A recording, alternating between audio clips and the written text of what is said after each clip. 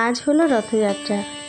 আমরা তিনজন একটু বেরোলাম আর সকলকে জানাই রথযাত্রার অনেক অনেক শুভেচ্ছা। আকাশে বেশ ভালোই মেঘ রয়েছে, থেকে থেকে ঝরছেও। একটু আগেই বেশ ভালোই বৃষ্টি হলো। রথের দিনে এরকমটা বৃষ্টি হবে এটাই স্বাভাবিক। থেকে থেকে বৃষ্টি হচ্ছে আর বেরিয়েই দেখতে পাচ্ছি বাচ্চাদের ছোট্ট ছোট্ট রথ। রাস্তায় এই দিন না বেরোলে, এই বাচ্চাদের রথগুলো না দেখতে পারলে ভালো লাগে না। এরকম অনেকটা এরিয়া কালো মেঘ আমার কাছে ভীষণ ভয়ানক একটা দৃশ্য।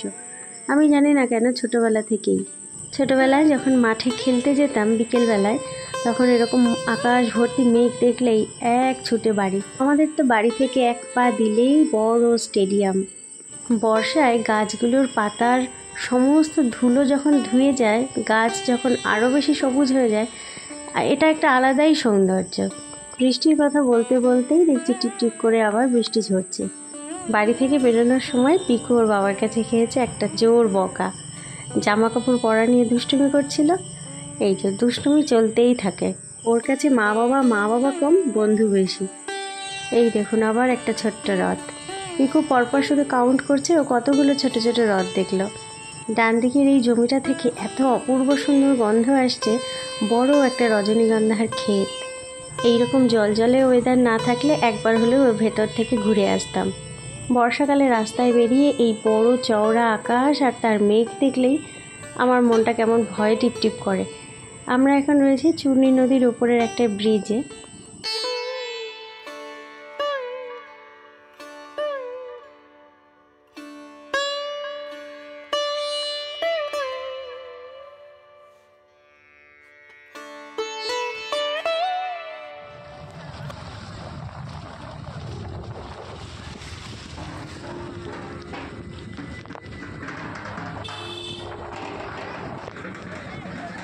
বৃষ্টি ক্রমশ বাড়তে বাড়তে বেশ মুষলধারে শুরু হয়েছিল, ফলে আমরা এই দোকানের সামনে এসে একটু দাঁড়ালাম। আর দোকানটাতে পুজো হয়েছে, তাই ওখান থেকে আমাদেরকে প্রসাদ দিয়েছে। ইনভাইট করেছিল। আমরা এবারে আসলাম আমাদের এলাকার রথ দেখতে। আকাশ যতই ভার থাক আর যতই বৃষ্টি পড়ুক, রথের দিন মানুষ ঘরের বাইরে বেরোবেই। তবে আমাদের এখানকার মেলা খুব বেশি বড়সড় না হলেও যেটুকু হয় আর কি, সেটুকুই বাচ্চাদেরকে ঘুরিয়ে নিয়ে যাওয়া।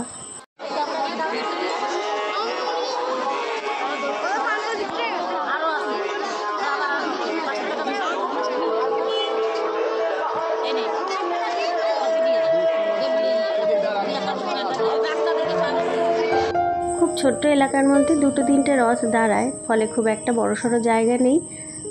দড়ি ধরে টানার মতন সেরকম সিচুয়েশান এবছর পিকু পায়নি, ফলে ছোট্ট রথটা দড়ি ধরে একটু টেনেই ঠাকুরকে টাকা দিয়ে নমস্কার করলো। আর এটা নিয়ে ওই ওই ওই ওই রথে দিবি, ওই সামনে যা বাবা,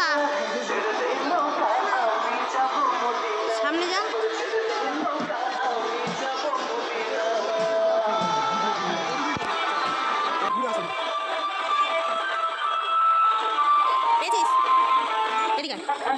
এই রথের মধ্যে ঠাকুরের প্রত্যেকটা বিগ্রহ খুব সুন্দর করে সাজানো থাকে।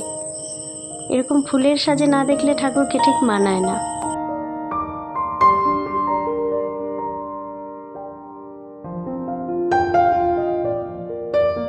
ঠাকুর নমস্কার করে এবার পিকু একটু ঠান্ডার দোকানে আসলো, একটু লস্যি খাবে। আর আমি এদিকে দেখতে আসলাম কি কি মাটির জিনিস নিয়ে এসেছে। আমাদের এলাকায় রথের মেলাতে খুব বেশি কিছু পাওয়া যায় না। সামান্য কয়েকটা মাটির জিনিসের দোকান বসে আর একদম ছোট ছোট বাচ্চাদের খেলনার প্লাস্টিকের কয়েকটা দোকান বসে। সব দোকানগুলো ঘুরছি, আমার একটাই লক্ষ্য রয়েছে এখান থেকে বড়সড় একটা ঘট নেবার। তারপর একটু ফুচকার দোকানে আসলাম। মেলায় এসে ফুচকা না খেলে হয়? রথের মেলায় এসে আমরা একটু ফুচকা খাই প্রতিবারই। আমরা দুজনে এখানে খাবো জল ফুচকা আর পিকু নিল দই ফুচকা। এর থেকে বেশি আর আমাদের কারোরই তেমন ইচ্ছে ছিল না কিছু খাওয়ার। তারপরেই টুকিটাকি দোকানগুলো একটু ঘুরে পিকু খুঁজছিল যে কিছু নেওয়া যায় কিনা, তো পছন্দসই তেমন কিছুই পাচ্ছিল না। অবশেষে এই ডোরেমন ঘরটাকে নিলাম। আগের বছর এখান থেকে একটা গণেশের মূর্তি নিয়ে গেছিলাম, সেই গণেশের মূর্তি দেখি এবারও রয়েছে। এই হলো আমাদের নতুন ঘট। এই সুন্দর সুন্দর মডেলের ঘটগুলো বেশ দেখতেও ভালো লাগে আর সাজানো থাকলে মনে হয় একটা শোপিস। ওখান থেকে বেরিয়ে দশকর্মার দোকানে ঠাকুরের টুকটাক জিনিস কিনতে গেছিলাম।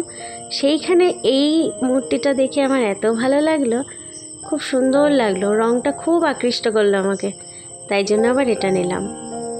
আগের বছর নিয়েছিলাম এই গণেশের মূর্তিটা। আসলে ঠাকুরের মূর্তির ঘট কিনে সেটাকে পরে ভাঙতে গেলে খুব বাধা লাগে, তো সেই জন্য আর এই বছর ঠাকুরের মূর্তি নিইনি।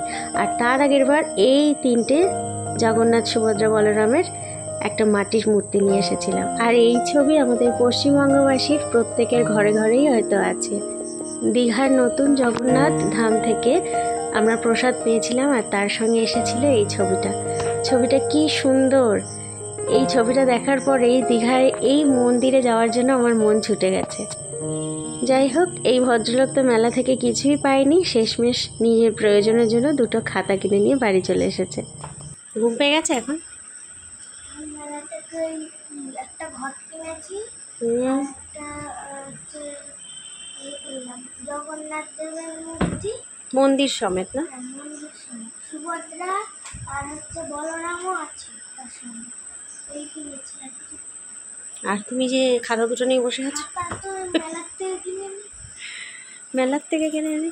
পিকু বাইরে বেরোলে মূর্তিটাও তো মেলার থেকে কিনে, শুধু ঘরটা কিনেছি। মূর্তিটা দশকর্মার দোকানে ওই কোন ধূপকাঠি কিনতে গিয়ে কিনলাম।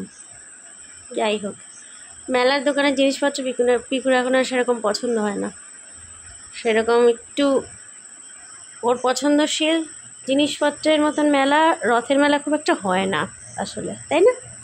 আমাদের এখানে হয় না। ও নিয়ে এসছে 2টো খাতা। এই বিন্দুবাসিনী মেলাটাতে হয়, এটা তো ভালোই।